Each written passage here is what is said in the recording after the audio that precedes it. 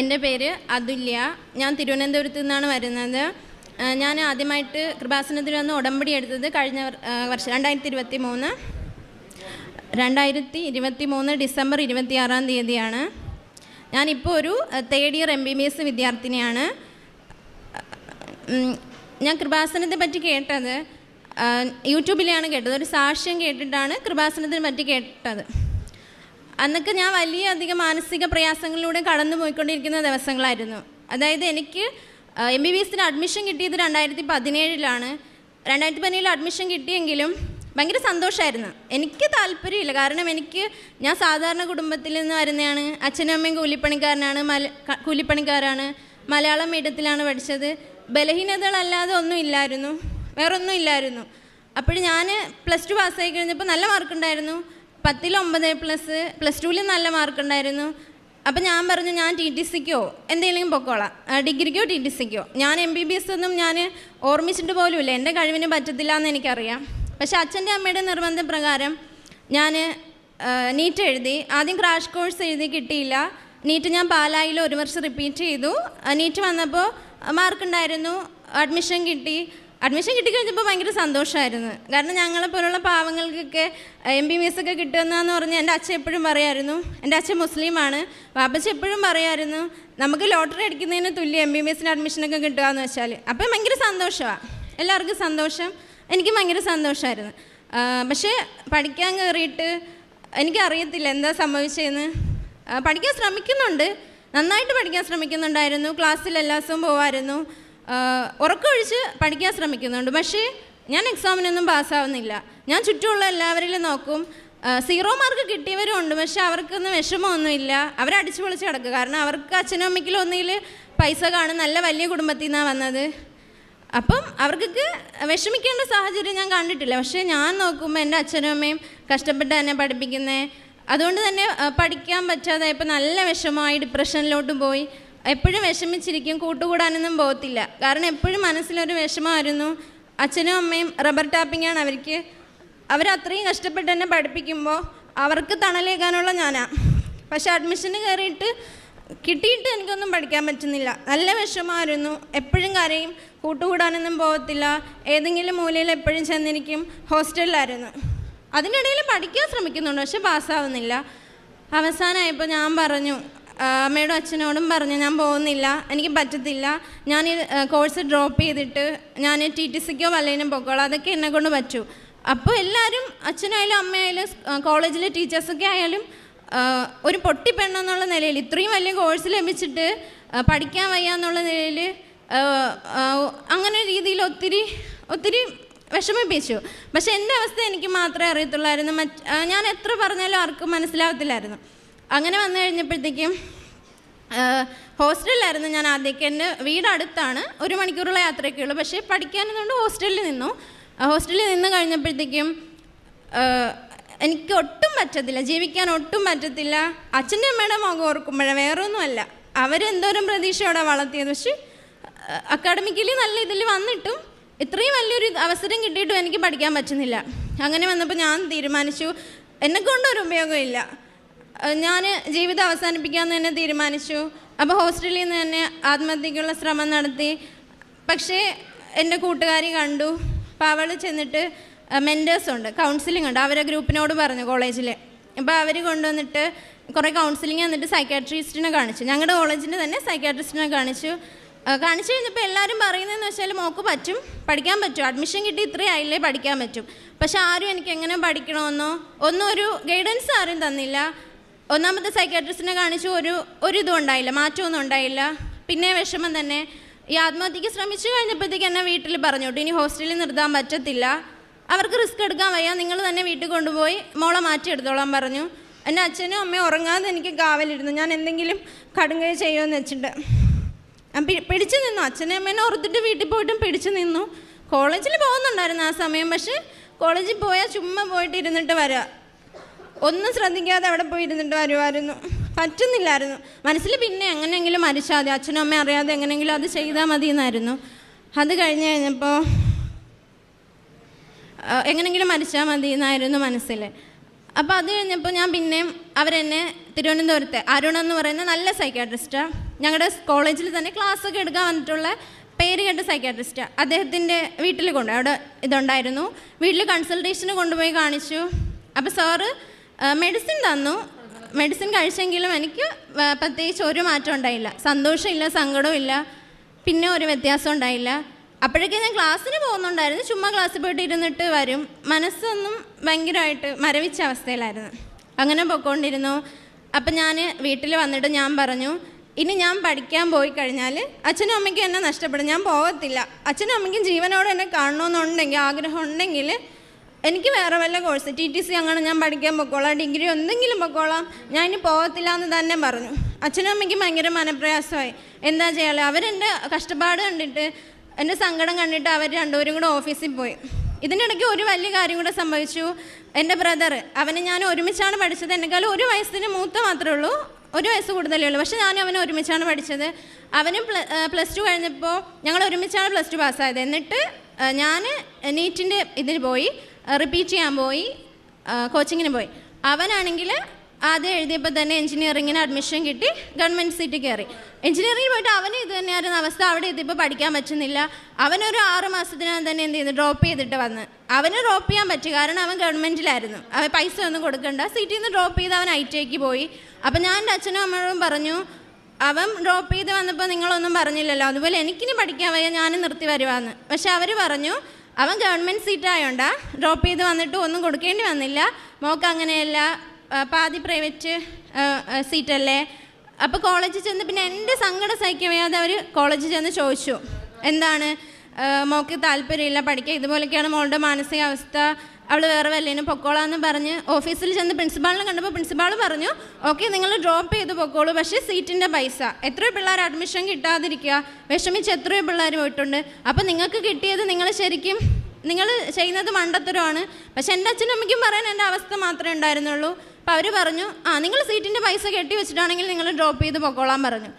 പക്ഷേ 50-60 ലക്ഷമൊന്നും കെട്ടിവെക്കാൻ എൻ്റെ വീട്ടുകാർക്കില്ലല്ലോ. അപ്പോൾ വീട്ടിൽ വന്ന് എന്നോട് പറഞ്ഞു, എൻ്റെ അവസാനത്തെ പ്രതീക്ഷയായിരുന്നു. പക്ഷേ വീട്ടിൽ വന്ന് എന്നോട് പറഞ്ഞു, മോള് പഠിക്കാൻ പോയേ പറ്റൂ, അച്ഛൻ്റെ അമ്മയിൽ ഇല്ലല്ലോ, റബ്ബർ ടാപ്പിനിങ് പോകുന്ന അവർ 60 ലക്ഷമൊക്കെ എവിടെ നിന്ന് എടുത്ത് കൊടുക്കാനേ, മോള് പോയേ പറ്റൂ, പോയി പഠിക്ക്, പാസ്സാവുന്നില്ലെങ്കിൽ വേണ്ട, പഠിക്ക്, കോഴ്സ് പഠിച്ചു പൊക്കോന്ന് പറഞ്ഞു. അപ്പോൾ MBBS കിട്ടിയവർക്ക് അറിയാം, നമ്മുടെ KUHS കേരള യൂണിവേഴ്സിറ്റിയിൽ, പുറത്തെങ്ങനെയാണെന്ന് അറിയത്തില്ല, കേരള യൂണിവേഴ്സിറ്റിയിൽ ഫസ്റ്റ് ഇയർ കിട്ടിയാൽ മാത്രമേ സെക്കൻഡ് ഇയറിലേക്ക് നമുക്ക് പ്രൊമോഷൻ കിട്ടത്തുള്ളൂ, സെക്കൻഡ് ഇയർ പഠിക്കാൻ പറ്റത്തുള്ളൂ. ഫസ്റ്റ് ഇയറിൽ 3 വിഷയമുണ്ട്, 6 പേപ്പറാണ്, അതിൻ്റെ പ്രാക്ടിക്കൽസ് ഉണ്ട്, എല്ലാം പാസ്സായാൽ മാത്രമേ സെക്കൻഡ് ഇയറിലേക്ക് പോകാൻ പറ്റത്തുള്ളൂ. അപ്പോൾ ഞാൻ പിന്നെ എന്ത് ചെയ്തു, അച്ഛനും അമ്മയും പറഞ്ഞു വിട്ടു, ഞാൻ പിന്നെ പഠിക്കാൻ പോയി. അപ്പം ആ ഒരു വർഷത്തിനിടയ്ക്ക് സംഭവിച്ച കാര്യങ്ങളാണ് ഇതൊക്കെ. എന്നിട്ട് ആ ഒരു വർഷം അവസാനമായപ്പോൾ യൂണിവേഴ്സിറ്റി എക്സാം വന്നു, ഫൈനൽ യൂണിവേഴ്സിറ്റി വന്നു. അപ്പോൾ എനിക്ക് ഇൻറ്റേർണൽസ് ഒന്നും ഉണ്ടായിരുന്നില്ല, അറ്റൻഡൻസ് എല്ലാം ഉണ്ടായിരുന്നു, പക്ഷേ ഇടയ്ക്ക് വെച്ച് പോയില്ല. അപ്പോൾ അറ്റൻഡൻസ് കുഴപ്പമില്ലായിരുന്നു, പക്ഷേ ഇൻറ്റേർണൽസ് നല്ല കുറവായിരുന്നു. ബയോകെമിസ്ട്രി എന്ന് പറയുന്ന ഒരു വിഷയം മാത്രമേ എഴുതാൻ പറ്റുള്ളായിരുന്നു. പക്ഷേ ഞാൻ എഴുതിയില്ല. എന്നോട് ടീച്ചേഴ്സൊക്കെ പറഞ്ഞു, ഒന്നായിട്ടെങ്കിലും എഴുതിയെടുക്കും. പക്ഷേ എനിക്ക് പേടിയാണ്, ഞാൻ എഴുതത്തില്ല, ഒന്നിനുള്ള ധൈര്യമില്ല. ഞാൻ ആരുടെയെങ്കിലും മുമ്പിൽ പോയി നിന്ന് അപ്പം കരയും. ടീച്ചേഴ്സൊക്കെ എന്നെ വിളിച്ച് എന്തെങ്കിലും പറയുമ്പോൾ ഞാൻ അപ്പം കരയും. വേറെ ഒന്നും എനിക്ക് പറയാനുണ്ടായിരുന്നില്ല. എന്താ മോളെ പ്രശ്നമെന്ന് ചോദിച്ചാൽ എൻ്റെ കണ്ണീരിങ്ങനെ ഒലിക്കുന്നതല്ലാതെ വേറെ ഒന്നും ഉണ്ടായിരുന്നില്ല. അങ്ങനെ പിന്നെ ഞാൻ പോയി. എന്നിട്ട് അവസാന എക്സാം ഞാൻ എഴുതിയിട്ടില്ല. എന്നിട്ട് ഞാൻ 1 വർഷത്തോളം ഞാൻ പഠിക്കാൻ പോയില്ല. എന്തേ വരട്ടെ എന്ന് വെച്ചാൽ ഞാൻ പഠിക്കാൻ പോയില്ല, ഞാൻ വീട്ടിൽ തന്നെ ഇരുന്നു. ആ വീട്ടിൽ ഇരിക്കുമ്പോൾ ഞാൻ ശ്രമിക്കുന്നുണ്ടായിരുന്നു, അടുത്ത് വരുന്ന എക്സാമിനെങ്കിലും എനിക്ക് സപ്ലിമെൻ്ററി എക്സാം എഴുതുമ്പോഴെങ്കിലും ഒന്നെങ്കിലും പാസ്സാകാൻ പറ്റിയല്ലോ, ഞാൻ പഠിക്കുന്നുണ്ടായിരുന്നു. അങ്ങനെ 1 വർഷം കഴിഞ്ഞ് പഠിച്ച് വന്നപ്പോഴത്തേക്ക് ഞാൻ വിചാരിച്ചു ഓരോന്നായിട്ട് എഴുതിയെടുക്കാം, 6 മാസം കൊണ്ട് ഒന്ന് പഠിച്ച് എഴുതിയെടുക്കാം. അങ്ങനെ ഞാൻ 6 മാസം 3 വിഷയങ്ങളാണുള്ളത്, അനാട്ടമി, ഫിസിയോളജി, ബയോകെമിസ്ട്രി. അപ്പം ഞാൻ ആദ്യത്തെ 6 മാസം ഞാൻ പഠിച്ചു. ആദ്യം എഴുതിയത് ബയോകെമിസ്ട്രിയാണ്, പാസ്സായി, നല്ല മാർക്കോടുകൂടി പാസ്സായി. അപ്പോൾ എനിക്ക് കുറച്ച് കോൺഫിഡൻസ് കിട്ടി, പഠിച്ചാൽ പറ്റും. അങ്ങനെ രണ്ടാമത്തേത് എഴുതി ഫിസിയോളജി, അതും പാസ്സായി. പക്ഷേ അനാട്ടമി വന്നപ്പോൾ എനിക്ക് എഴുതാൻ പറ്റില്ല, 3-4 പ്രാവശ്യം എഴുതി ജയിക്കുന്നില്ല. 1-2 മാർക്കിനൊക്കെയാണ് പോകുന്നത്. MBBS പഠിക്കുന്നവർക്ക് അറിയാമായിരിക്കും, 1 മാർക്ക് പോലും അവർ എക്സ്ട്രാ ഇട്ട് തരത്തില്ല, 1/2 മാർക്ക് പോലും ഇട്ട് തരത്തില്ല. 1/2 മാർക്കിന് 1 മാർക്കിന് വരെ തോറ്റു പോകുന്നത് എത്ര പിള്ളേരെന്നറിയോ, സപ്ലി എഴുതി നടക്കുന്നത്. അപ്പോൾ എനിക്കറിയാം ഞാൻ ഒരിക്കലും പാസ്സാകാൻ പോകുന്നില്ല, 4-5 പ്രാവശ്യമായി പാസ്സാകാൻ പോകുന്നില്ല. പിന്നെ എങ്ങനെയോ ഏതോ ഒരു സമയത്ത് പാസ്സായി സെക്കൻഡ് ഇയറിലെത്തി. അത് കഴിഞ്ഞപ്പോൾ ഒരു സമാധാനം എനിക്ക് തോന്നിയില്ല. ഫസ്റ്റ് ഇയർ കിട്ടി, ഓക്കെ, സന്തോഷിക്കാനുള്ള ഞാനാ, പക്ഷേ സമാധാനം തോന്നിയില്ല. കാരണം ഞാൻ സെക്കൻഡ് ഇയറാണ്. ഫസ്റ്റ് ഇയറിലെ കാര്യങ്ങളൊക്കെ ഇങ്ങനെ ആലോചിച്ചപ്പോൾ അടുത്ത ക്ലാസ്സിന് പോകണം, സെക്കൻഡ് ഇയർ പഠിക്കണം, പിന്നെയും വലിയ കടൽ പോലെ മനസ്സിൽ ഭീതി അരച്ച് കയറുകയായിരുന്നു. എങ്ങനെ പഠിക്കും, എങ്ങനെ ക്ലാസ്സിൽ അറ്റൻഡ് ചെയ്തുകൊണ്ട് പഠിക്കും, ഫസ്റ്റ് ഇയറിൽ അത് തന്നെ അവസ്ഥ തന്നെ എനിക്ക് വരുമോ എന്നുള്ള രീതിയിലായിരുന്നു. അപ്പോൾ സെക്കൻഡ് ഇയർ തുടങ്ങിയ ഒരാഴ്ചക്കകമാണ് ഞാൻ യൂട്യൂബിൽ വെറുതെ നോക്കിയിരിക്കുമ്പോഴാണ് ഞാൻ കൃപാസനത്തിൻ്റെ സാക്ഷ്യം കേൾക്കാനിടയായത്. ഞാൻ പിന്നെ അത് കുറേ ഇങ്ങനെ കേട്ടു, സാക്ഷ്യങ്ങൾ കേട്ടു. അപ്പം ഞാൻ ആലോചിച്ചു, പണ്ട് കുറേ വർഷങ്ങൾക്ക് മുമ്പ് ഞാൻ ഈ കൃപാസന പത്രം ആരോ എൻ്റെ കയ്യിൽ കൊണ്ട് തന്നിട്ടുണ്ട്, പക്ഷെ അന്ന് തിരിച്ചറിയാനുള്ള ഇതൊന്നും ഇല്ലായിരുന്നു. അപ്പം എൻ്റെ മനസ്സിലിങ്ങനെ ഓർമ്മ വന്നിങ്ങനെ ഫോട്ടോയും സാക്ഷ്യമൊക്കെ പണ്ട് എനിക്ക് കിട്ടിയിട്ടുള്ളതാണല്ലോ. എന്നിട്ട് ഞാൻ സാക്ഷ്യങ്ങളിരുന്ന് കേട്ടു. അപ്പം എനിക്ക് നല്ല വിശ്വാസം ഉണ്ടായിരുന്നു. അപ്പം ഞാൻ പാലായിൽ റിപ്പീറ്റ് ചെയ്യാൻ പഠിക്കുമ്പോൾ തന്നെ ഈശോയിൽ വിശ്വാസം ഉണ്ടായിരുന്നു. പള്ളിയിൽ, അവിടെ പള്ളിയുടെ മഠത്തിൻ്റെ ഹോസ്റ്റലിലാണ് നിന്ന് പഠിച്ചത്. അപ്പോൾ വിശ്വാസം ഉണ്ടായിരുന്നു. അപ്പോൾ ഞാൻ വിചാരിച്ചു കൃപാസനത്തെ പറ്റി കേട്ടപ്പോൾ പോയി ഉടമ്പടി എടുക്കണമല്ലോ എന്ന്. പിന്നെ ഒരാഴ്ചയ്ക്ക് തന്നെ കൃപാസനത്തിനെ പറ്റി കേട്ട് 2 ദിവസം കഴിഞ്ഞപ്പോൾ ഒരച്ഛൻ്റെ ടോക്കിൽ കൂടെ ഞാൻ കേൾക്കുവാണ്, ഈശോയ്ക്ക് നമുക്ക് ഏറ്റവും കൂടുതൽ അനുഗ്രഹം തരാൻ പറ്റുന്നത് പരിശുദ്ധ അമ്മയുടെ മാധ്യസ്ഥം വഴിയാണ്. അപ്പോൾ ഞാൻ വിചാരിച്ചു കൃപാസനത്തിലോട്ട് എന്നെ വിളിക്കുന്നതായിരിക്കും, ഈശോയ്ക്ക് എന്നെ സഹായിക്കാൻ പറ്റാഞ്ഞിട്ട് ഇനിയിപ്പോൾ അമ്മ വഴി സഹായിക്കാനായിരിക്കും എന്നെ വിളിക്കുന്നത്. ഒരാഴ്ചയ്ക്കകം തന്നെ ഇവിടെ വന്ന് ഉടമ്പടി എടുത്ത് ഇവിടെ വന്നപ്പോൾ ലോട്ടിട്ടപ്പോൾ അപ്പോൾ മണി അടിക്കാനുള്ള ഇത് കിട്ടി. അപ്പോൾ എനിക്ക് സന്തോഷമായി. അമ്മ ആദ്യം വന്നപ്പോൾ തന്നെ സ്വീകരിച്ചല്ലോ, അമ്മയുടെ മണി അടിച്ച് അമ്മയെ സ്വീകരിക്കാൻ പറ്റിയല്ലോ, അത് തന്നെ വലിയ സന്തോഷം. ഞാൻ എൻ്റെ നിയോഗങ്ങളെല്ലാം എഴുതിയിട്ടു. ഒന്നാമത്തെ നിയോഗം എന്ന് പറയുന്നത് എൻ്റെ ചിന്തകളെയും പ്രവൃത്തികളെയും നിയന്ത്രിച്ച് ഈശോയുടെ അമ്മയുടെ മകളായിട്ട് എന്നെ മുന്നോട്ട് നയിക്കണമെന്നായിരുന്നു.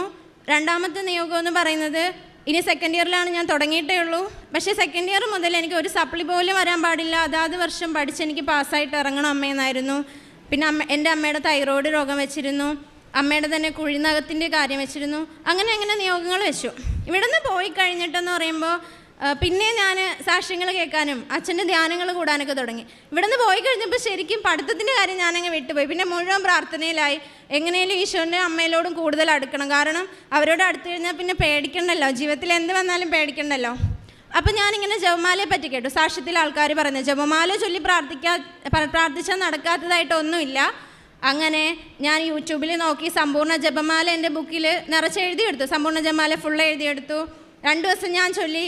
3-ാമത്തെ ദിവസം തന്നെ ഞാൻ മുഴുവൻ കാണാതെ പഠിച്ചു. ഇപ്പോൾ സമ്പൂർണ്ണ ജപമാല മുഴുവൻ ചൊല്ലാൻ കാണാതെ അറിയപ്പോൾ ഒരാഴ്ച കഴിഞ്ഞപ്പോൾ തന്നെ ഉടമ്പടിയുടെ ട്രാക്കിൽ വന്നെന്ന് എനിക്ക് മനസ്സിലായി. കാരണം ഞാനൊരിക്കലും ജപമാല ചൊല്ലണമെന്നൊന്നും വിചാരിച്ചിട്ടല്ലല്ലോ വന്നത്, പക്ഷേ ഓട്ടോമാറ്റിക്കായിട്ട് അമ്മ എല്ലാം നടത്തി തരുമായിരുന്നു. രാവിലെ 5:30 തന്നെ എണീറ്റ് പ്രാർത്ഥിക്കും. ഞാൻ അപ്പോഴും ഹോസ്റ്റലിലായിരുന്നു, സെക്കൻഡ് ഇയർ കിട്ടിയപ്പോൾ ഹോസ്റ്റലിൽ ആയിരുന്നു. അപ്പോൾ ജപമാല ചൊല്ലി പ്രാർത്ഥിക്കാൻ തുടങ്ങി, എല്ലാം കറക്റ്റായിട്ട് ചെയ്യാൻ തുടങ്ങി.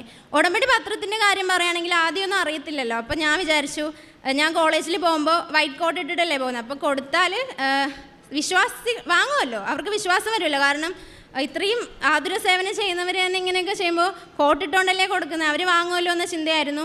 അപ്പം ഞാൻ ഓടി 8 മണിക്ക് ക്ലാസ്, ഞാൻ ഓടി എന്ത് ചെയ്യുമെന്നറിയോ, പോകുമ്പോൾ സ്റ്റെപ്പ് വഴി കൊടുക്കും, ഓരോരുത്തരുടെ കയ്യിൽ കൊടുത്തിട്ട് പോകും. പിന്നെ അച്ഛൻ്റെ ടോക്കുകൾ കേൾക്കാൻ തുടങ്ങിയപ്പോൾ ഞാൻ വിചാരിച്ചു അങ്ങനെ നോട്ടീസ് കൊടുക്കുന്ന പോലെ കൊടുത്തിട്ട് ഒരു കാര്യമില്ല, പറഞ്ഞു തന്നെ കൊടുക്കണം. അപ്പം ഞാൻ വിചാരിച്ചു, അങ്ങനെ ആയപ്പോഴത്തേക്ക് കോളേജിൽ പിന്നെ സമയമില്ല കൊടുക്കാനായിട്ട്. പിന്നെ ഞാൻ എന്ത് ചെയ്യുമെന്ന് വെച്ചാൽ അവധി ദിവസങ്ങൾ വരുമല്ലോ, ഇപ്പം രാവിലെ ക്ലിനിക്സ്, ഉച്ചയ്ക്ക് ശേഷം തിയറിയാണ്. അപ്പോൾ ക്ലിനിക്സൊക്കെ ഇല്ലാത്ത ദിവസം ഞാൻ എന്ത് ചെയ്യും, എടുത്തിട്ട് ഞാൻ ഇറങ്ങും. അവിടേക്കുള്ള ബസ് സ്റ്റാൻഡിലൊക്കെ പോയിട്ട് അറിയാവുന്നവർക്കല്ല, വേറെ ആൾക്കാരായിരിക്കുമല്ലോ ബസ് സ്റ്റോപ്പിലൊക്കെ, അപ്പോൾ അവർക്കൊക്കെ കൊണ്ടുപോയി കൊടുക്കും. അറിയാവുന്നവരോടും പറയും, കാണുന്നവരോടൊക്കെ കൊടുക്കും. എവിടെ പോയാലും കൃപാസന പത്രം എൻ്റെ ബാഗിലുണ്ടാവും. 5 പത്രമെങ്കിലും ഞാൻ എടുത്ത് വയ്ക്കും. കാരണം നമുക്കറിയത്തില്ലല്ലോ വിഷമമുള്ളവർ എപ്പോഴാണ് നമ്മൾ കാണുന്നതെന്ന്. അപ്പോൾ അമ്മയോട് പ്രാർത്ഥിച്ചിട്ടാണ് കൊടുക്കുന്നത്. അമ്മ ഈ പത്രം കൊടുക്കുന്നവരിൽ ഞാൻ പത്രത്തിലൂടെ അല്ല അമ്മ അറിഞ്ഞത്, ഒരു സാക്ഷ്യത്തിലൂടെയാണ്. പക്ഷേ ഞാൻ ഈ പത്രം കൊടുക്കുമ്പോൾ അവർ അമ്മയെപ്പറ്റി അറിയും, ഈശോയെപ്പറ്റി അറിയും. എത്ര മക്കൾ എന്നെപ്പോലെ ആത്മഹത്യയുടെ വക്കീലൊക്കെ കിടക്കുന്നുണ്ടാവും, ബലഹീനയിൽ മാത്രം ജീവിക്കുന്ന എത്ര മക്കളുണ്ടാവും, അനുഗ്രഹിക്കണേന്ന് പറഞ്ഞിട്ടാണ് ഓരോ പത്രവും തൈലം വെച്ച് കുരിശ് വരച്ച് വിശ്വാസ പ്രമാണം ചൊല്ലി, കാശുരൂപം വെച്ച് വിശ്വാസ പ്രമാണം ചൊല്ലി ഞാൻ കൊടുക്കുമായിരുന്നു.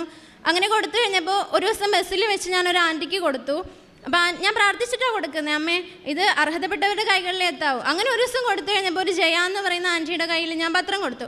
അപ്പം ആൻറ്റി പറയാം, മോളെ ഇതൊക്കെ ശരിയാണോ, ഇങ്ങനെയൊക്കെ സംഭവിക്കുമോ? ഞാൻ പറഞ്ഞു സംഭവിക്കും, എൻ്റെ ജീവിതത്തിൽ ഇപ്പം എനിക്ക് ആ മാറ്റം കിട്ടി തുടങ്ങിയിട്ടുണ്ട് എന്ന് പറഞ്ഞ്. അപ്പം ആൻറ്റി പറഞ്ഞു, ഞാൻ ജപ്തിയുടെ വക്കീലാണ്, ആൻറ്റിയുടെ മോക്കാണെങ്കിൽ ഒരു ബുദ്ധിക്കുറവുള്ള കുഞ്ഞാണ്, അപ്പോൾ അതിന് അതിനെ ഇട്ടിട്ട് ആൻറ്റിക്ക് അംഗൻവാടിയിലെ ടീച്ചറെ പോകാൻ കഴിയുന്നില്ല. അങ്ങനെ ഭയങ്കര സങ്കടത്തിലായിരുന്നു.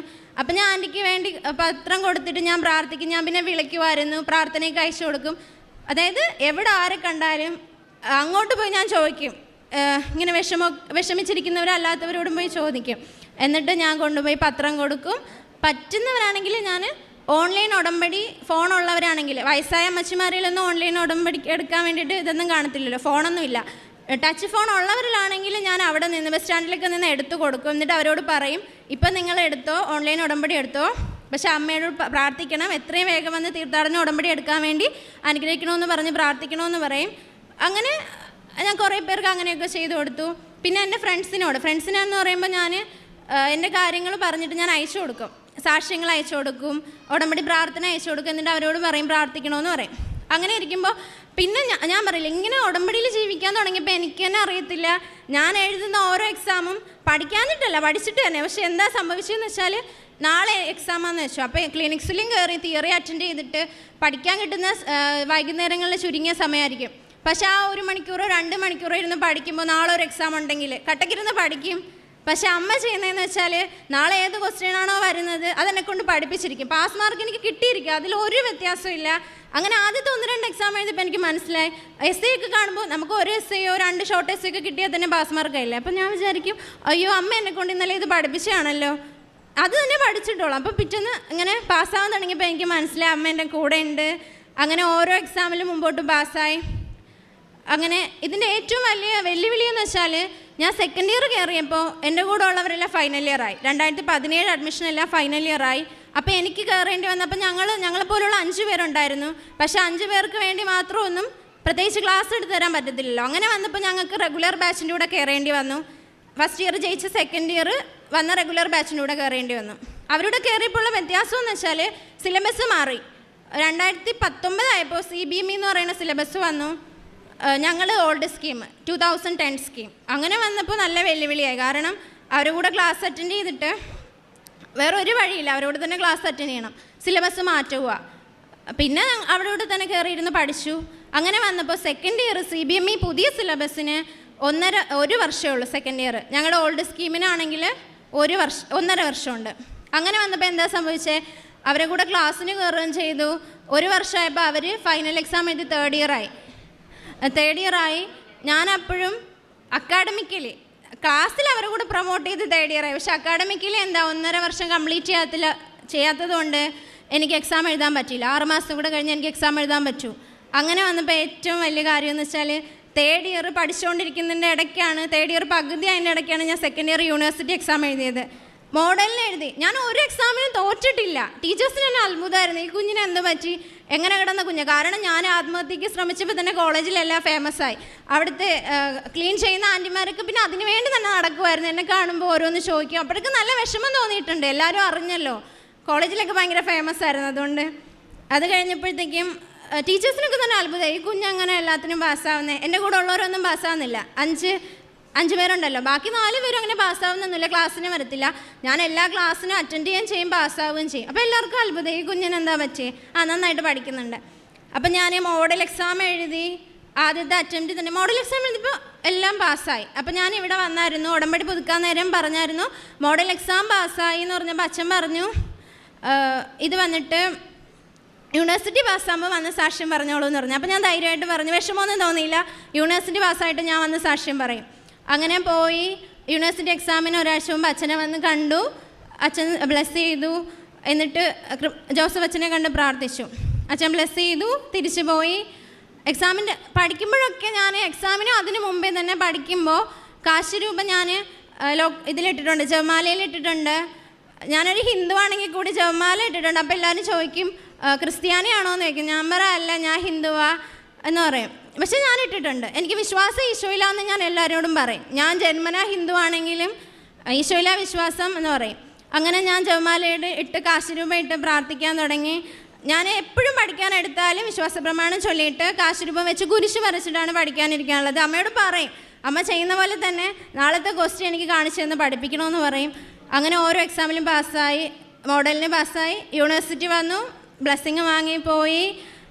എക്സാം ആവാറായപ്പോൾ ഞാനിവിടെ വന്ന് ഉടമ്പടി പുതുക്കിയിട്ടാണ് പോയത്. അപ്പോൾ എക്സാമിന് ഒരാഴ്ചയേ ഉള്ളൂ. അപ്പോൾ ഞാൻ അമ്മേനോടും പറഞ്ഞു, അമ്മേ എനിക്ക് വാങ്ങിക്കൊണ്ട് വന്ന പത്രമൊന്നും കൊടുക്കാനുള്ള സമയമില്ലല്ലോ, എനിക്ക് പഠിക്കാനുണ്ടല്ലോ, ഞാനെങ്ങനെ, അതായത് അവിടെ കൊടുക്കാൻ പറ്റത്തില്ല, പ്രൈവറ്റും കൂടെ അല്ലേ.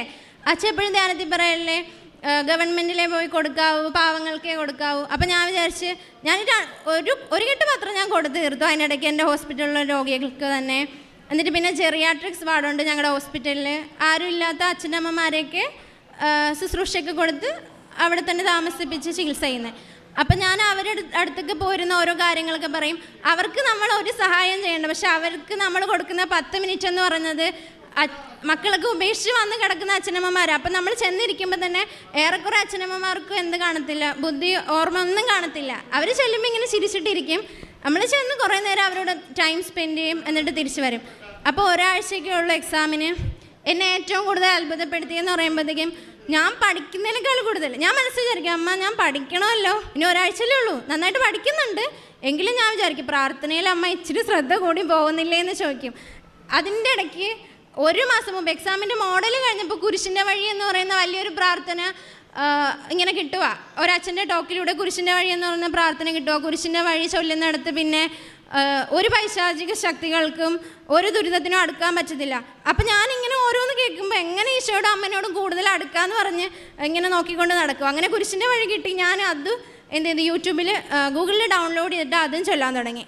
അപ്പോൾ എല്ലാം പ്രാർത്ഥനയോട് പ്രാർത്ഥന. അമ്മേനോട് പറഞ്ഞ് എൻ്റെ എൻ്റെ ഇത് കൊണ്ട് നടക്കത്തില്ല, എനിക്കെല്ലാം ബലഹീനതകളേ ഉള്ളൂ. പിന്നെ വേറൊരു കാര്യം എന്ന് പറഞ്ഞാൽ ഞാൻ നോട്ട് എഴുതിയാണ് പഠിച്ചുകൊണ്ടിരുന്നത്. ഡയറക്റ്റ് ടെക്സ്റ്റ് ബുക്കിൽ നോക്കി പഠിച്ചാൽ എനിക്കൊന്നും മനസ്സിലാവത്തില്ല. അത് കാരണം വാരി വലിച്ച് കൊടുത്തേക്ക് അതിൻ്റെ അകത്തുനിന്ന് പോയിൻറ്റ്സുകൾ അണ്ടർലൈൻ ചെയ്ത് പഠിച്ചാൽ പോലും എനിക്ക് മനസ്സിലാവത്തില്ല. ഞാൻ എന്താ ചെയ്യുന്നത്, ടെക്സ്റ്റ് വായിക്കും, ഗൂഗിൾ നോക്കും, യൂട്യൂബിൽ ലെക്ചർ വീഡിയോസ് കാണും. ഇതിനെല്ലാം ചേർന്നിട്ട് എൻ്റേതായിട്ടുള്ള നോട്ട് ഉണ്ടാക്കിയിട്ടാണ് ഞാൻ പഠിച്ചുകൊണ്ടിരുന്നത്. അപ്പോൾ MBBS ക്ലിനിക്സിൽ കയറണം, OPയിൽ കയറണം, എല്ലാം കഴിഞ്ഞ് വന്ന് നോട്ട് എഴുതി ഇനി എപ്പോഴാണ് പഠിക്കാൻ സമയം. പക്ഷെ അവസാനമായപ്പോൾ ഞാൻ തന്നെ അറിയാതെ ഭയങ്കര സ്പീഡിന് ഞാൻ പഠിച്ചു. ഓരോന്ന് നല്ല രീതിയിൽ ഞാൻ പഠിച്ചു. എക്സാമിൻ്റെ ഒരാഴ്ചക്കുള്ളപ്പോൾ നല്ല രീതിയിൽ പഠിച്ചു. അപ്പോൾ വൈകിട്ടാകുമ്പോൾ എനിക്ക് മുഴുവൻ പ്രാർത്ഥന, 3-4 മണിക്കൂർ ഞാൻ പ്രാർത്ഥനയാണ്. ജപമാല, കുരിശിൻ്റെ വഴി, അരമണിക്കൂറുള്ള ബൈബിൾ വായന എല്ലാം കഴിഞ്ഞതിന് ശേഷം പഠിക്കാനിരിക്കുന്നത്. പക്ഷേ അങ്ങനെ ഇരിക്കുമ്പോൾ ഭയങ്കര പോസിറ്റീവാണ്. എൻ്റെ അമ്മ എനിക്ക് പഠിപ്പിച്ചു തരാം, അമ്മേൻ്റെ കൂടെ അല്ലേ ഞാനിരുന്ന് പഠിക്കുന്നതെന്നുള്ള ചിന്തയാണ്. അങ്ങനെ ഒരാഴ്ച കഴിഞ്ഞ് എക്സാം വന്നു. അങ്ങനെ എല്ലാ തയ്യാറെടുപ്പുകളോടും കൂടി, തയ്യാറെടുപ്പെന്ന് വെച്ചാൽ പഠനത്തിനേക്കാളുപരി പ്രാർത്ഥനയിൽ രാവിലെ എണീച്ച് ഓൺലൈൻ, ഞാൻ ഹിന്ദു ആണെങ്കിൽ കൂടി രാവിലെ എണീച്ച് ഓൺലൈൻ കുർബാനയും കൂടി ബൈബിളും വായിച്ചിട്ട് രാവിലെ എക്സാമിന് വന്നത്. എക്സാമിന് ചെന്നിരിക്കുമ്പോൾ ആദ്യത്തെ അരമണിക്കൂറുണ്ട്, നമുക്ക് ബുക്ക്ലെറ്റ് തരും, നമ്മൾ പേരെഴുതണം, രജിസ്റ്റർ നമ്പർ എല്ലാം എഴുതി കഴിഞ്ഞ് അരമണിക്കൂർ തരും. എന്നിട്ട് മാത്രമേ ക്വസ്റ്റ്യൻ തരത്തുള്ളൂ. ആ അരമണിക്കൂർ കൊണ്ട് ഞാൻ ചെയ്യുന്നത്, ഞാൻ എഴുതി വെച്ചിട്ട് അന്ന് ഞാൻ ജപമാലയിൽ നിന്ന് ഊരി എൻ്റെ വലത് കയ്യിൽ മോതിരത്തിലിട്ട്. കാരണം ജപമാല ഇവിടെ കിടക്കുന്നതിനേക്കാളും ഞാൻ എഴുതുന്ന എൻ്റെ കയ്യിൽ തന്നെ കിടക്കുന്നതല്ലേ. അപ്പം അമ്മ തന്നെയല്ലേ എഴുതുന്നതെന്ന് വെച്ചിട്ട് ഞാൻ എടുത്ത് മോതിരത്തിലിട്ടു.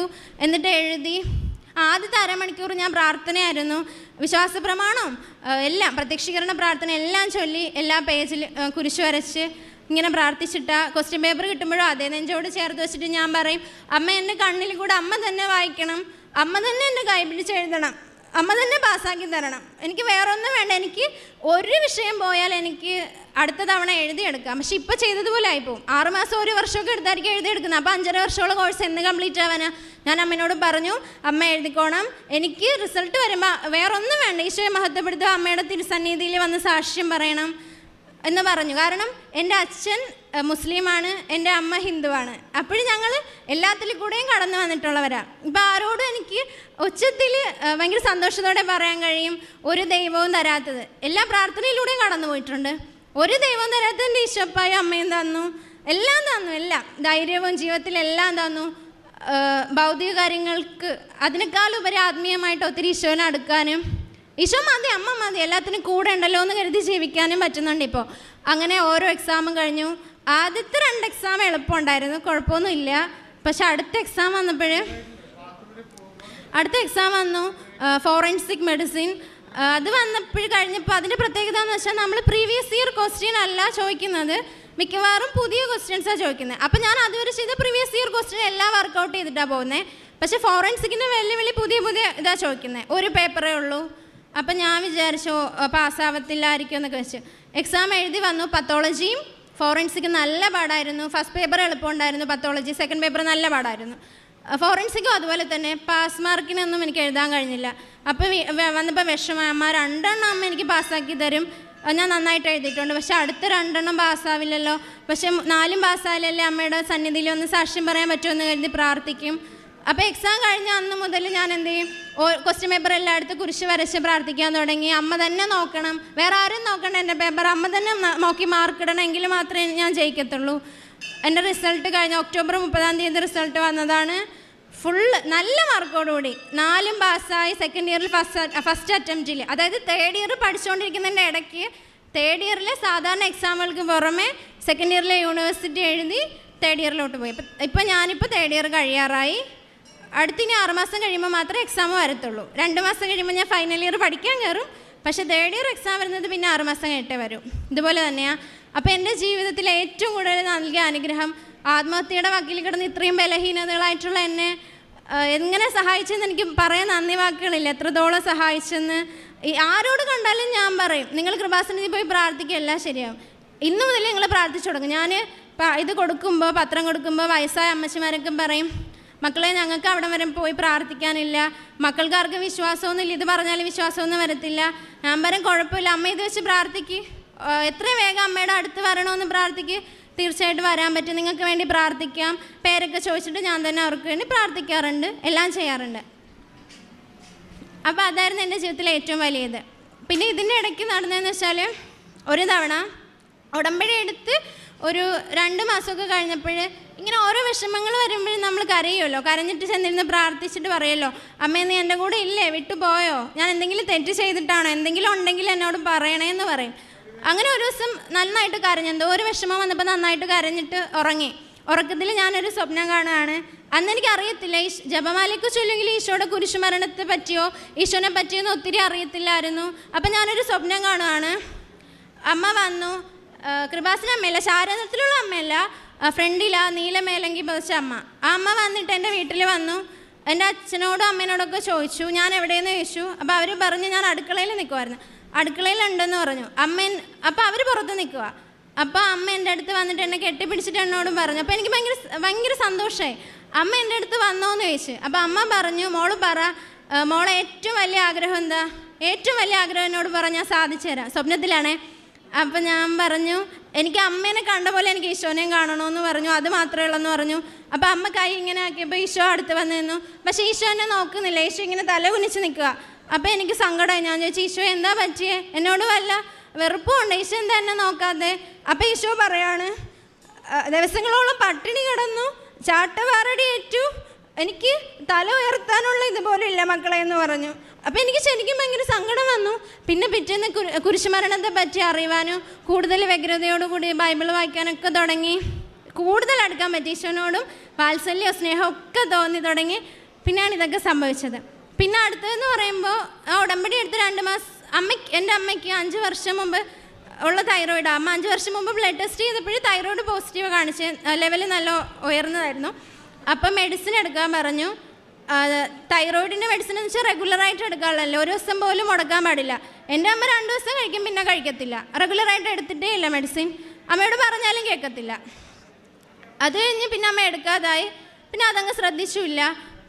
1 വർഷത്തിനിടയ്ക്ക്, 1 വർഷം ആയപ്പോഴത്തേക്ക്, 1 വർഷത്തിന് മുമ്പ് നല്ല വീക്കം വന്നു, തൊണ്ടയിൽ നല്ല വീക്കവും വന്നു. അമ്മ കഴിച്ചു വന്ന് ശരീരത്തിന് പിടിക്കുന്നില്ല, എല്ലാം എന്ത് കഴിക്കുന്നു അമ്മ മെലിഞ്ഞ് പോവാ. അപ്പം ഞാൻ ഹോസ്റ്റലിൽ നിന്ന് വരുമ്പോഴൊക്കെ ഞാൻ അമ്മയോട് പറയും, അമ്മ ആഹാരം കഴിക്കുന്നില്ല. അമ്മ പറയും ആഹാരമൊക്കെ കഴിക്കുന്നുണ്ട്, പിടിക്കുന്നില്ല, എപ്പോഴും ക്ഷീണമാണെന്ന് പറയും. അപ്പം ഞാൻ പറഞ്ഞു, അമ്മ നമുക്ക് എൻലാർജ്മെൻ്റ് ഉള്ളതുകൊണ്ട്, തൈറോയ്ഡ് വീക്കം ഉള്ളതുകൊണ്ട് ഞാൻ പറഞ്ഞു, അമ്മ നമുക്ക് പോയിട്ട് ബ്ലഡ് ടെസ്റ്റ് ചെയ്യാം. അപ്പോൾ ഞാൻ ഉടമ്പടി എടുത്ത് 2 മാസം എപ്പോഴും അമ്മേനോട് പറയുന്നത്. അവർക്കൊന്നും വിശ്വാസമില്ല, പക്ഷെ ഞാൻ പറയും നമുക്ക് പോയി നോക്കാം. ഞാൻ അമ്മേനോട് പറഞ്ഞു ഞാൻ ഉടമ്പടി എടുത്തിട്ടുണ്ട്, അമ്മ വിഷമിക്കണ്ട. അങ്ങനെ പോയി ബ്ലഡ് ടെസ്റ്റിന് കൊടുത്തു. 2 മണിക്കൂർ കഴിഞ്ഞ് റിസൾട്ട് വരത്തുള്ളൂ. സർജൻ പറഞ്ഞു പിടിച്ചൊക്കെ നോക്കിയിട്ട് എക്സ്റ്റേണൽ എക്സാമിനേഷനൊക്കെ ചെയ്തിട്ട് സർജൻ പറഞ്ഞു മരുന്ന് കഴിക്കേണ്ടി വരുമെന്ന് പറഞ്ഞു. പക്ഷേ ബ്ലഡ് ടെസ്റ്റ് വരും മുമ്പ് ഞാൻ അവിടെ ഇരുന്ന് പ്രാർത്ഥിക്കുക, ജപമാല ചൊല്ലി, പ്രത്യക്ഷീകരണ പ്രാർത്ഥന ചൊല്ലി പ്രാർത്ഥിക്കുക. എൻ്റെ അമ്മയുടെ തൈറോയിഡ് വരുമ്പോൾ നോർമലായിരിക്കണം, റിസൾട്ട് വരുമ്പോൾ നോർമലായിരിക്കണം. എൻ്റെ അമ്മയ്ക്ക് ഇനി മരുന്ന് കഴിക്കാനുള്ള ഇടയാക്കരുത്, ആരോഗ്യം മെച്ചപ്പെടണമെന്ന്. റിസൾട്ട് വന്നു കഴിഞ്ഞപ്പോൾ നെഗറ്റീവാണ്. അമ്മ ചോദിച്ചു ഇതെങ്ങനെ സംഭവിച്ചെന്ന് വെച്ചാൽ ഞാൻ പറഞ്ഞു ഞാൻ അതിനെ ഇത്രയും നേരം ഇരുന്ന് പ്രാർത്ഥിച്ചെന്ന്. അപ്പം അമ്മയ്ക്ക് കുറച്ചൊക്കെ വിശ്വാസം തുടങ്ങി. ഞാൻ തൈറോയ്ഡ് ആ ഒരു വീക്കത്തിലെന്നും വീട്ടിൽ പോകുമ്പോൾ എന്നും കുരിശ് വരച്ച് പ്രാർത്ഥിക്കുമായിരുന്നു. ഞാൻ എൻ്റെ ഹോസ്റ്റലിലാണെങ്കിൽ സ്വന്തമായിട്ട് എൻ്റെ തൊണ്ടയിൽ തന്നെ കുരിശ് വരച്ചിട്ട് അമ്മയുടെ തൈറോയ്ഡ് സുഖപ്പെടണമെന്ന് പറഞ്ഞ് പ്രാർത്ഥിക്കുമായിരുന്നു.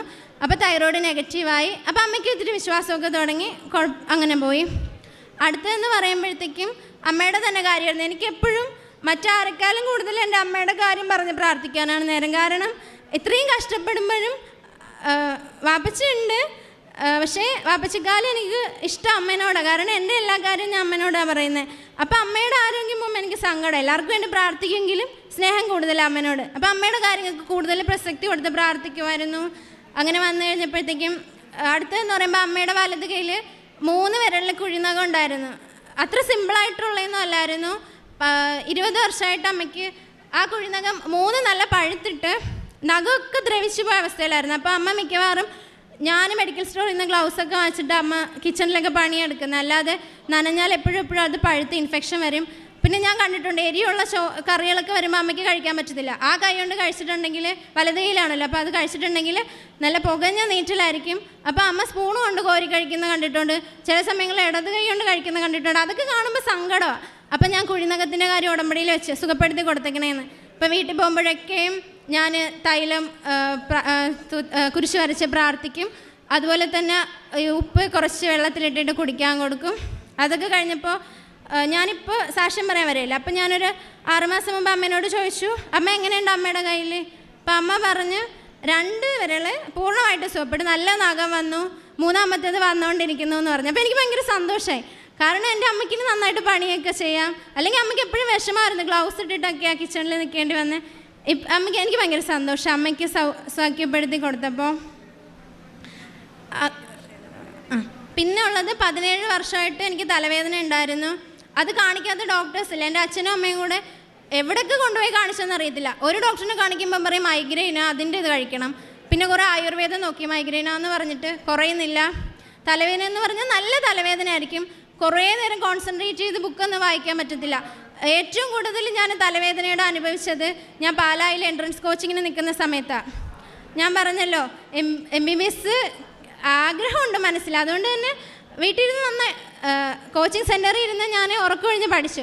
പക്ഷെ പഠിക്കുമ്പോഴേക്കും നല്ല ഇവിടെ വീങ്ങി വരും, കണ്ണിൻ്റെ മുകളിലും താഴെയും നല്ല വീങ്ങി വരും. കണ്ണ് ഭയങ്കര ചെറുതാവും, ഭയങ്കര സ്ട്രെയിനാണ് കണ്ണിനും തലയ്ക്കൊക്കെ, ഭാരോ ഭയങ്കര.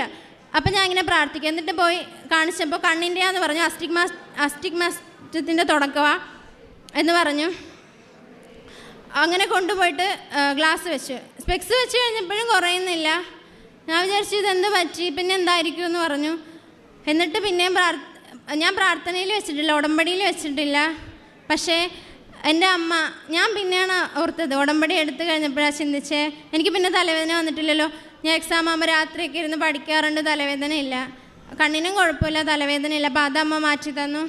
അങ്ങനെ ഒത്തിരി അനുഗ്രഹങ്ങൾ ജീവിതത്തിൽ തന്നു. ഇപ്പോൾ ഏറ്റവും കൂടുതൽ ധൈര്യം എന്ന് വെച്ചാൽ ഭൗതികമായിട്ടുള്ള കാര്യങ്ങൾ കിട്ടിയില്ലെങ്കിൽ ഓക്കെ. ഞാനിപ്പോൾ ഉടമ്പടി ഞാൻ പറഞ്ഞില്ലേ, റിസൾട്ട് വന്നത് കഴിഞ്ഞ 30-ാം തീയതി ആണെങ്കിലും ഇതുവരെ വരാനുള്ള വണ്ടിക്കൂലി ഇല്ലാഞ്ഞിട്ട് തന്നെയാണ് വരാത്തത്, സാക്ഷ്യം പറയാൻ വൈകിപ്പോയത്. പക്ഷെ അമ്മേനോട് പരിഭവമില്ല, എനിക്ക് പൈസ ഒന്നും വേണ്ട, ജീവിതത്തിൽ ജീവിച്ചിരിക്കാനുള്ള കൃപ തന്നല്ലോ, അത് മാത്രം മതി അമ്മേരേന്ന്. ഈശോനോട് അത് മാത്രം പ്രാർത്ഥിക്കാനുള്ളൂ, ഈശോയെ മഹത്വപ്പെടുത്തുവാനായിട്ട്, ഈശോയുടെ മകളായിട്ട് ജീവിക്കണം.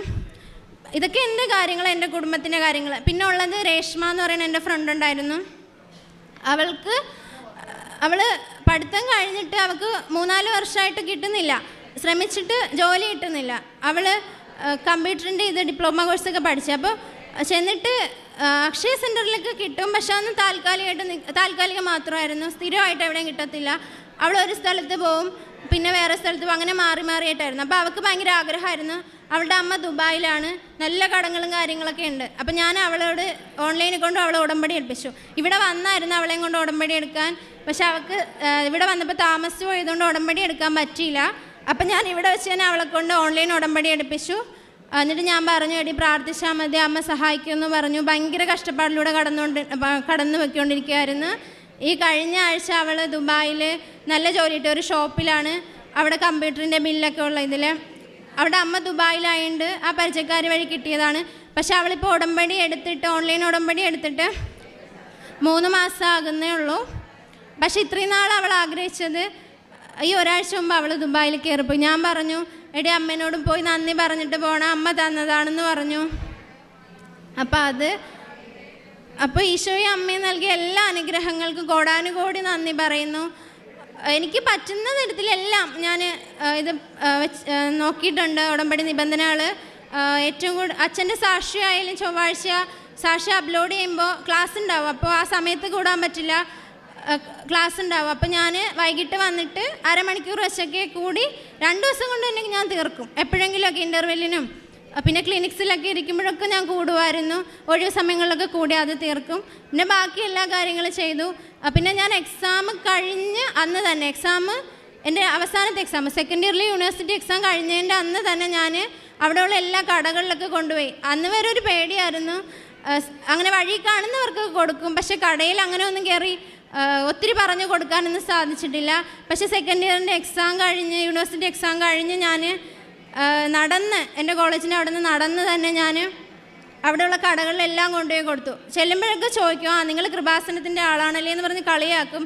നിങ്ങളല്ലേ പേപ്പർ കൊണ്ട് ചമ്മന്തി അരച്ചെന്നൊക്കെ പറഞ്ഞ് കളിയാക്കി ഭയങ്കരമായിട്ട് പരിഹസിക്കും. അപ്പോഴും ഞാൻ പറഞ്ഞു, അത് അറിവില്ലാത്തവർ ചെയ്യണതാ, കൃപാസനം പറഞ്ഞിട്ടില്ല, അവിടുത്തെ ആരും പറഞ്ഞിട്ടില്ല, അച്ഛനും ആരും പറഞ്ഞിട്ടില്ല, അതുപോലുള്ള പ്രവൃത്തികൾ ചെയ്യാൻ പറഞ്ഞിട്ടില്ല, ഞങ്ങൾക്ക് പ്രാർത്ഥിച്ചിട്ടാണ് കിട്ടിയേ, ഞങ്ങളുടെ ജീവിതം രക്ഷപ്പെട്ടു എന്നൊക്കെ പറഞ്ഞ് അവരോട് പറയും. അപ്പോൾ കുറേ അവർ കളിയാക്കുമെങ്കിലും പിന്നെ അവരിങ്ങനെ നോക്കിയിരിക്കും. പിന്നെ ചിലർ ചോദിച്ചിട്ടുണ്ട്, കൃപാസനത്തിൽ പോവാൻ വണ്ടിക്കൂലിക്ക് നിങ്ങൾ പൈസ തരുമോ എന്ന് പറഞ്ഞ് കുറേ കളിയാക്കിയിട്ടുണ്ട്. കളിയാക്കൽ വരുമ്പോൾ ആദ്യമൊക്കെ വിഷമമായിരുന്നു. പിന്നെ അച്ഛൻ ധ്യാനത്തിൽ പറയല്ലോ, നിങ്ങൾ കളിയാക്കുമ്പോഴാണ്, ആ കളിയാക്കുമ്പോൾ നിങ്ങൾക്കത് പോസിറ്റീവായിട്ട് കിട്ടുക, അതുകൊണ്ട് നിങ്ങൾ വിഷമിക്കേണ്ട, കൂടുതൽ ആഗ്രഹത്തോടെ സ്നേഹത്തോടെ പ്രവൃത്തികൾ ചെയ്താൽ മതി എന്ന് അങ്ങനെ ചെയ്യാൻ തുടങ്ങി.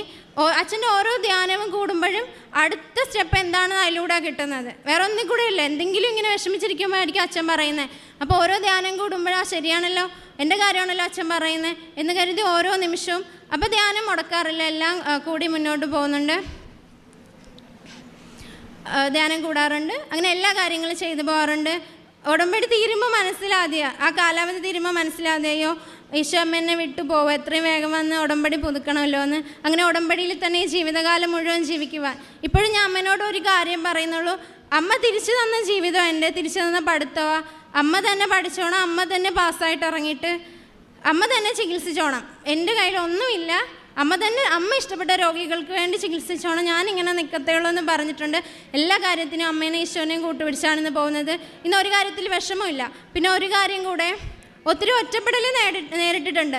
അതായത് എത്രയോ ബൈബിൾ വചനം എത്രയോ ശരിയാണ്, വ്യക്തികളെ ആശ്രയിച്ചിട്ട് ഒരു കാര്യമില്ല. ഞാൻ ആദ്യം ഡ്രോപ്പ് ചെയ്ത് പഠിക്കാൻ തിരിച്ച് കയറിയപ്പോൾ ടീച്ചേഴ്സ് എല്ലാം പറയും, അതുല്യനെ ഹെൽപ്പ് ചെയ്തോണം, അവൾ ഇത്രയും ഇതിൽ കൂടെ കടന്നു പോയിട്ടാണ് തിരിച്ച് വന്ന് അവളെ ഹെൽപ്പ് ചെയ്യണമെന്ന്. അപ്പോൾ എല്ലാവരുടെയും വലിയ സ്വഭാവമുണ്ട്. എൻ്റെ ഫ്രണ്ട്സൊക്കെ എന്നെ കാണുമ്പോൾ ഒറ്റയ്ക്കാണ് കണ്ടാൽ മിണ്ടും, പക്ഷെ അവർ ഗ്യാങ്ങായിട്ട് വരുമ്പോൾ എന്നോട് മിണ്ടുന്നതൊക്കെ കുറച്ചില്ല. കാരണം ഞാൻ ഇത്രയും പാവപ്പെട്ട വീട്ടിൽ എന്നോട് മിണ്ടുന്ന എന്താ അവർക്ക് കുറച്ചില്ല. അപ്പോൾ ഒറ്റയ്ക്ക് കാണുമ്പോൾ നല്ല മിണ്ടല്ല എല്ലാവരും. പിന്നെ എനിക്ക് മനസ്സിലായി, ഉടമ്പടി എടുത്തു കഴിഞ്ഞപ്പോഴാണ് ബോധ്യമായത് വ്യക്തികളൊക്കെ ഇങ്ങനെയാണ്. പിന്നെ അവർ കൂട്ടായിട്ട് വന്നാലും ഞാൻ മൈൻഡ് ചെയ്യാറില്ല. അപ്പം ഞാൻ ചിന്തിക്കുന്നതെന്ന് വെച്ചാൽ, അവരെങ്ങനെ നടന്ന് എത്ര ഇതിൽ നടന്നാലും ആഡംബരത്തിൽ നടന്നാലും ഞാൻ ചിന്തിക്കുന്നത്, അവർക്കൊന്നും ഈശോനെ അമ്മേനെ ഇല്ലല്ലോ, ഞാൻ അറിഞ്ഞ പോലെ എൻ്റെ ജീവിതത്തിൽ വന്ന പോലെ എല്ലാവരെയും സൃഷ്ടിച്ച, സകല ജീവജാലങ്ങളെയും സൃഷ്ടിച്ച ഈശോ അവരുടെ കൂടെ ഇല്ലല്ലോ, അമ്മ അവരുടെ കൂടെ ഇല്ലല്ലോ, എനിക്ക് എത്രയും കൊണ്ട് ഭാഗ്യം. അപ്പം ഇന്ന് ഞാൻ എൻ്റെ പുറകിലോട്ട് ചിന്തിക്കുമ്പോൾ, എൻ്റെ ബലഹീനതകൾ ഓർക്കുമ്പോൾ എല്ലാം ഇന്ന് എനിക്ക് നന്ദി പറയാനേ പറ്റത്തുള്ളൂ. കാരണം ഈ ബലഹീനതകൾ ഇല്ലായിരുന്നെങ്കിൽ ഒരുപക്ഷെ ഞാൻ പഠിച്ച് വലിയ ഡോക്ടറായി പോയനെ, ഭൗതികമായിട്ട് എല്ലാം നേടി സുഖകരമായിട്ട് ജീവിച്ചനെ. പക്ഷേ ജീവിതത്തിൽ എന്ത് പ്രതിസന്ധിയും നേരിടാനായിട്ട്, മുന്നോട്ട് പോകാനായിട്ട് ഇങ്ങനെ ഒരു ധൈര്യം എനിക്ക് കിട്ടത്തില്ലായിരുന്നു, എൻ്റെ ഈശോനെ അമ്മേനെ എനിക്ക് കിട്ടത്തില്ലായിരുന്നു. ഒന്നുകൂടെ ഞാൻ പറയാം, ഞാൻ ഹിന്ദുവാണ്, എന്നെ കേട്ടുകൊണ്ടിരിക്കുന്നവരോട് ഞാൻ പറയാം, ഹിന്ദുക്കളായിട്ടുള്ള ഒത്തിരി പേര് ഉടമ്പടി എടുത്തിട്ടുണ്ട്, ഇവിടെ വന്ന് പ്രാർത്ഥിക്കുന്നുണ്ട്. ഉടമ്പടി എടുത്തവരോടും എല്ലാം ഞാൻ പറഞ്ഞു, എൻ്റെ അച്ഛന് മുസ്ലിമാണ്, അമ്മ ഹിന്ദുവാണ്, അപ്പോൾ എല്ലാത്തിലൂടെയും കടന്നു പോയിട്ടുള്ള ഞാനാ. പക്ഷേ എൻ്റെ ഈശോ, നിത്യജീവൻ നൽകുന്ന എൻ്റെ ഈശോയാണ് ഏക സത്യദൈവമെന്ന്, ജീവിക്കുന്ന ദൈവമെന്ന് എല്ലാവരുടെ മുമ്പിൽ എനിക്ക് വിളിച്ച് പറയാൻ കഴിയും. അത്രയും ദുരിതത്തിൽ നിന്നാണ് എന്നെ ഇന്ന് ഈശോ ഇവിടെ കൈപിടിച്ച് നിർത്തിയിരിക്കുന്നത്. ഈ അൾത്താരയിൽ വന്ന് സാക്ഷ്യം പറയാൻ എപ്പോഴും ഞാൻ പ്രാർത്ഥിച്ചുകൊണ്ടിരുന്ന കാര്യമാണ്. ഇന്ന് അൾത്താരയിൽ വന്ന് സാക്ഷ്യം പറയാൻ സാധിച്ചതിന് കൃപാസനത്തിൽ അമ്മേനോട് കോടാനുകോടി നന്ദി പറയുന്നു, ഈശോനോട് നന്ദി പറഞ്ഞു. യേശുവേ സ്തുതി, യേശുവേ സ്തുതി, ഈശോയെ ആരാധന. നമ്മുടെ കൃപാസന ജോസഫ് അച്ഛൻ, ഞാൻ എപ്പോഴും ജപമാല ചൊല്ലുമ്പോൾ 1 മണി അച്ഛനുള്ളതാ ഞാൻ പറയും, ഈശോയെ അച്ഛനില്ലായിരുന്നെങ്കിൽ, അച്ഛന് കൊടുക്കുന്ന വെളിപാടുകളില്ലായിരുന്നെങ്കിൽ കൃപാസനൊന്നും ഉണ്ടാവുമായിരുന്നില്ല. കൃപാസനം ഇല്ലെങ്കിൽ ഞാനിന്നില്ല. ഈശോയെ അച്ഛന് ദീർഘായുസ്സും ആരോഗ്യം കൊടുത്ത് അച്ഛനെ പരിപാലിക്കണമേ. ഓരോ ധ്യാനം വരുമ്പോഴും ഈശോയാണ് പറയുന്നത്, ഈശോയെ നീയാണ് അച്ഛനിലൂടെ ഞങ്ങൾക്ക് പറയുന്നത്. അച്ഛൻ്റെ എല്ലാ ആയുരാരോഗ്യത്തിനു വേണ്ടി പ്രാർത്ഥിച്ചുകൊണ്ട് ഇവിടെ കൂടിയിരിക്കുന്ന എല്ലാവർക്കും ഒരു നിമിഷം പ്രാർത്ഥിച്ചുകൊണ്ട് ഞാൻ നന്ദി പറയുന്നു. യേശുവേ നന്ദി, യേശുവേ സ്തുതി, യേശുവേ ആരാധന. സെഫാനിയ പ്രവാചകൻ്റെ പുസ്തകം 3-ാം അധ്യായം 17-ാം തിരുവചനം മുതൽ നാം ഇങ്ങനെ വായിക്കുന്നു: നിന്റെ ദൈവമായ കർത്താവ്, വിജയം നൽകുന്ന യോദ്ധാവ് നിന്റെ മധ്യേ ഉണ്ട്. നിന്നെക്കുറിച്ച് അവിടുന്ന് അതിയായി ആഹ്ലാദിക്കും. തൻ്റെ സ്നേഹത്തിൽ അവിടുന്ന് നിന്നെ പുനഃപ്രതിഷ്ഠിക്കും. ഉത്സവ ദിനത്തിലെന്ന പോലെ അവിടുന്ന് നിന്നെക്കുറിച്ച് ആനന്ദഗീതം ഉതിർക്കും. ഞാൻ നിന്നിൽ നിന്ന് വിപത്തുകളെ ദൂരീകരിക്കും. നിനക്ക് നിന്ദനമേൽക്കേണ്ടി വരികയില്ല. വിശുദ്ധ ഗ്രന്ഥത്തിൽ പറഞ്ഞ ഓരോ കാര്യങ്ങളും ഈ മകളുടെ അനുഭവ സാക്ഷ്യം നമ്മോട് എത്രയേറെ വ്യക്തമായിട്ട് വെളിപ്പെടുത്തുന്നതാണ്. നാം ഒക്കെ ശ്വാസമടക്കി കേട്ടുകൊണ്ടിരുന്ന ഒരു അനുഭവ സാക്ഷ്യം. അതുല്യ SN തനിക്ക് ഇവിടെ വന്ന് സാക്ഷ്യം പറയുവാൻ വണ്ടിക്കൂലിയില്ലായിരുന്നു, അതുകൊണ്ട് സാക്ഷ്യം പറയുവാൻ താമസിച്ചു. എന്നാൽ ഇന്ന് അമ്മ കൊണ്ടുവന്നിരിക്കുകയാണ്. ഈ മകളുടെ പഠനം സാധാരണ മലയാളം മീഡിയത്തിൽ നിന്ന് പഠിച്ചു. എന്നാൽ നീറ്റ് എക്സാം എഴുതി മെറിറ്റിൽ MBBSന് അഡ്മിഷൻ കിട്ടി. അഡ്മിഷൻ കിട്ടിയപ്പോൾ സന്തോഷമായിരുന്നു കൂലിപ്പണിക്കാരായ മാതാപിതാക്കൾ. അപ്പോൾ എന്തായാലും തനിക്കും ഒരു ഡോക്ടറാകാം. ആ ഒരു അവസ്ഥയിൽ നിന്ന് പിന്നീട് എങ്ങനെയാണ് നേരെ താഴേക്ക് പോകുന്നത്? താൻ അവിടെ ചെന്ന് കാണുമ്പോഴുള്ള സമ്പന്നരായ വ്യക്തികളുടെ മക്കൾ, ഒത്തിരിയേറെ ധാരാളിത്തത്തിൽ ജീവിക്കുന്നവർ, അങ്ങനെയുള്ള കുറേ കുട്ടികളുടെ കൂടെ അവരൊക്കെ 0 കിട്ടിയവരാണെങ്കിലും അവരടിച്ചു പൊളിച്ച് കഴിയുന്നു. പക്ഷേ ഈ മകൾക്ക് പഠനത്തിൽ ഒന്നിനൊന്നിന് പുറകോട്ട് പോകുന്ന അവസ്ഥയിൽ തൻ്റെ മാതാപിതാക്കളുടെ അധ്വാനം, ഇനി ഈ മാതാപിതാക്കൾ അധ്വാനിക്കാതെ തനിക്ക് ഒരു പൈസ പോലും ഉണ്ടാക്കാൻ തനിക്ക് വേറെ ആരും തരാനില്ല. അപ്പോൾ തനിക്കൊരു കടമയുണ്ട്, കടപ്പാടുണ്ട്. ഈ പൈസയ്ക്ക്, അവരയച്ചു തരുന്ന പൈസയ്ക്ക്, അവരിവിടെ കെട്ടുന്ന ഫീസിന് ഞാനും നന്നായിട്ട് അധ്വാനിക്കണം, ഞാൻ ഒന്നിനൊന്നിന് ഉയരങ്ങളിലേക്ക് പോകണം. പക്ഷേ ഒന്നിനൊന്നിന് താഴ്ചയിലേക്ക് പോകുന്നതല്ലാതെ ഉയരാൻ സാധിക്കുന്നില്ല. എങ്ങനെയായിരുന്നു ഓരോ എക്സാമും 6 മാസം കൊണ്ടൊക്കെ എങ്ങനെ എക്സാം എഴുതി, പിന്നീട് 6 മാസം കൊണ്ട് പോലും പഠിക്കാൻ പറ്റാത്ത അനാറ്റമി വരുന്നു. ഇനി താൻ പോകില്ല, അങ്ങനെ ഡ്രോപ്പാകുന്നു. 2017 അഡ്മിഷൻ കിട്ടിയ മകളാണ്. ഇത് 2023 6 വർഷമായി. MBBS പഠിച്ച് ഇറങ്ങേണ്ട സമയം കഴിഞ്ഞു. അപ്പോൾ ഇങ്ങനെയൊക്കെയുള്ള അവസ്ഥയിൽ നിന്ന് പിന്നീട് എങ്ങനെ ഈ മകള് ഇവിടെ വന്ന് സാക്ഷ്യം പറയുന്ന രീതിയിലായി നാം കേട്ടുകൊണ്ടിരുന്നതാണ്. ഇനി സിസ്റ്റർ വിവരിക്കേണ്ട കാര്യമില്ല. ഉടമ്പടി എടുത്തതിന് ശേഷം പിന്നീട് അങ്ങോട്ട് എന്താണ് നടന്നത്? അമ്മയാണ് എക്സാം എഴുതുന്നത്. അതായത് 6 മാസം കൊണ്ട് പഠിച്ചെഴുതിയിരുന്ന മകള് തലേ ദിവസമാണ് പിന്നീട് എക്സാം വരുമ്പോൾ എക്സാമിന് അമ്മയെ കൂട്ടിരുത്തി പഠിക്കുന്നു, പരിശുദ്ധ അമ്മയെ. അമ്മ ഓരോ ക്വസ്റ്റ്യൻസും ഈ മകളെ പഠിപ്പിക്കുന്നു. നാളെ വരേണ്ട എക്സാമിൻ്റെ ക്വസ്റ്റ്യൻസ് അമ്മ ഇന്ന് തന്നെ ഈ മകളെ പഠിപ്പിക്കും. അത് ഈ മകൾക്ക് പിന്നീട് ഷുവറായി, ഇതാണ് എനിക്കിനി വരാൻ പോകുന്ന എക്സാമിൻ്റെ ക്വസ്റ്റ്യൻസ്. അങ്ങനെ തലേ ദിവസം തന്നെ അമ്മ പിറ്റേ ദിവസത്തെ ക്വസ്റ്റ്യൻസ് എല്ലാം പറഞ്ഞു കൊടുത്ത് ഈ മകളെ പഠിപ്പിക്കുകയും ആ ക്വസ്റ്റ്യൻസ് എല്ലാം വരികയും തൻ്റെ എക്സാമൊക്കെ പിന്നീട് വളരെ ഈസി ആയിട്ട് പോകുന്നു, എല്ലാറ്റിനും പാസ്സാകുന്നു. പിന്നീട് തനിക്കൊരു ടെൻഷനില്ല, ഒരിക്കലും കിട്ടിയിട്ടില്ലാത്ത ആത്മധൈര്യം. അതിന് ഒരു പുസ്തക പുഴുവിനെ പോലെ പിന്നീടിരുന്ന് പഠിച്ചിട്ടില്ല. അതിനു മുമ്പ് അങ്ങനെ ആയിരുന്നു. എന്നാൽ പിന്നീട് ചെയ്യുന്നതൊക്കെ പ്രാർത്ഥനയാണ്, ജപമാല. 4 ദൈവരഹസ്യങ്ങളും ഈ മകള് സമ്പൂർണ്ണ ജപമാല നോട്ട്ബുക്കിൽ എഴുതിയെടുക്കുന്നു, യൂട്യൂബ് നോക്കി. കുരിശിൻ്റെ വഴി പ്രാർത്ഥിക്കുന്നു, പ്രത്യക്ഷീകരണ പ്രാർത്ഥന ചൊല്ലുന്നു, വിശ്വാസ പ്രമാണം പ്രാർത്ഥിക്കുന്നു. പിന്നീട് ഇതിനൊക്കെയാണ് സമയം കൂടുതൽ ചിലവഴിക്കുക. പ്രാർത്ഥിക്കുന്ന കഴിഞ്ഞിട്ടേ വേറെ എന്തുമുള്ളൂ. അല്ലാതെ പഠിച്ച് ഇരുന്ന ഒരു മകളല്ല. തൻ്റെ ജീവിതത്തിൽ അമ്മയും ഈശോയും ഉണ്ട്. അമ്മ വന്ന് കെട്ടിപ്പിടിച്ച് അമ്മ ചോദിക്കുന്നു, നിനക്ക് എന്താണ് ഏറ്റവും വലുതായിട്ട് വേണ്ടത്? നിൻ്റെ ഏറ്റവും വലിയ ആഗ്രഹം എന്താണ്? ഇതൊക്കെ പറയുന്നത് അക്രൈസ്തവയായ ഒരു മകളാണെന്ന് ഈ മകൾ തന്നെ പല പ്രാവശ്യം നമ്മോട് പറഞ്ഞു. അങ്ങനെ ഈശോയെ സ്നേഹിച്ച് തൻ്റെ ഉടമ്പടി, തൻ്റെ മകനുമായിട്ടുള്ള ഉടമ്പടിയിൽ ഏറ്റവും വിശ്വസ്തമായിട്ട് പോകുന്ന ഒരു കുഞ്ഞാണെന്ന് മനസ്സിലാക്കുമ്പോൾ അമ്മ സ്വർഗത്തിൽ നിന്ന് ഇറങ്ങി വരികയാണ് വീട്ടിലേക്ക്. വീട്ടിൽ വന്ന് അമ്മ ഈ മകളോട് ആഗ്രഹം ചോദിക്കുമ്പോൾ ഈശോയെ കാണണം എനിക്കെന്ന് പറയുന്നു. ഈശോയെ കാണിക്കുന്നു. പിന്നീട് അവിടെ നടന്നത് എന്ത്, ഇതൊക്കെ നാം കേട്ടു കഴിഞ്ഞു. അങ്ങനെ ജീവിതത്തിൽ ഇന്ന് ഈശോയും അമ്മയും അല്ലാതെ തൻ്റെ ജീവിതത്തിൽ ഒന്നുമില്ല. പിന്നീട് കിട്ടിയ ഓരോ കാര്യങ്ങളും, താൻ ചെയ്ത ഓരോ കാര്യങ്ങളും, അതായത് തൻ്റെ പഠനത്തിനിടയ്ക്ക് എങ്ങനെ കാരുണ്യ പ്രവർത്തികൾ ചെയ്യുവാൻ 10 മിനിറ്റ് ആയിരിക്കാം, പക്ഷേ ആരും ആശ്രയമില്ലാതെ കിടക്കുന്ന രോഗികളുടെ അടുത്തേക്ക് ഓടുകയാണ്.